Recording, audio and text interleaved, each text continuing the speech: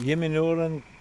16:30 të pasdites së ditës së njëjtë dhe rreshtet e Borës vazhdojnë të bien pa pushim këtu në qytetin e Koplikut. Natyrisht, pas disa orëve mbledhje që ka bërë shtabi i emergjencave në Bashkinë e Marrësie Madhe, sërish duket që ajo situatë të jetë e përkeqësuar dhe nuk u merren mosë të duara për të përballuar situatën të vështirë të krijuar nga rreshtet e Borës. Madje përveç makinës së policisë, asnjë makinë tjetër borpastruese nuk duket në qytetin e Koplikut. Çka do të thotë, kur nuk shikojmë në qytetin e Koplikut, vështirësitë në rrugët e tjera të Marrësisë Madhe do të jenë tejësisht, ndoshta të pakalueshme në këtë situatë që po përjeton vërtet koha pikërisht këtu në qytetin e Koplikut, në Marrësinë e Madhe dhe në përgjithësi në qarkun e Shkodrës dhe në verinë e Shqipërisë. Pas shpinës time vazhdimisht duken lëvizjet e automjeteve që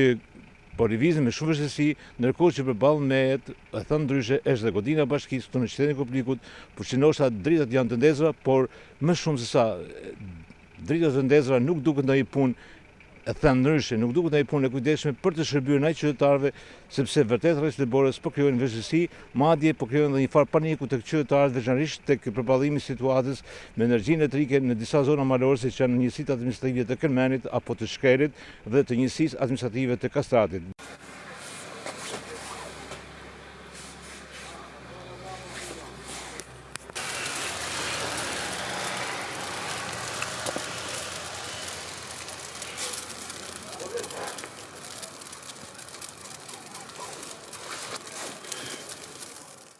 Me kamerën e televizionit Kopliku kemi regjistruar pamje që po ndiqnin në ekrane pikërisht në orët e vona të pasdites së kësaj të ejte, nga ku rrugët e qytetit të Koplikut thuajse janë pushtuar nga rreshtet e vazhdueshme të dëborës. Në realitet, edhe pse gjatë mbledhjes së shtabit të emergjencave u theksua se angazhimi të gjitha strukturave do të jetë në përballimin e kësaj situate, realiteti flet ndryshe. Vetëm automjeti i policisë, i cili më së shumti ndikon tek disiplinimi i qarkullimit të automjeteve dhe një fadrome vetme shfaqet në horizont, mbase duke e patur të pamundur të pastrojë rrugët kryesore të qytetit të Koplikut. Ndërkohë që veç mas kësaj, asnjë mas tjetër për krip apo skorje për të sfiduar ngricat e mundshme nuk vihet re të jetë hedhur në rrugët e qytetit të Koplikut deri në orët e vona të kësaj mbrëmje.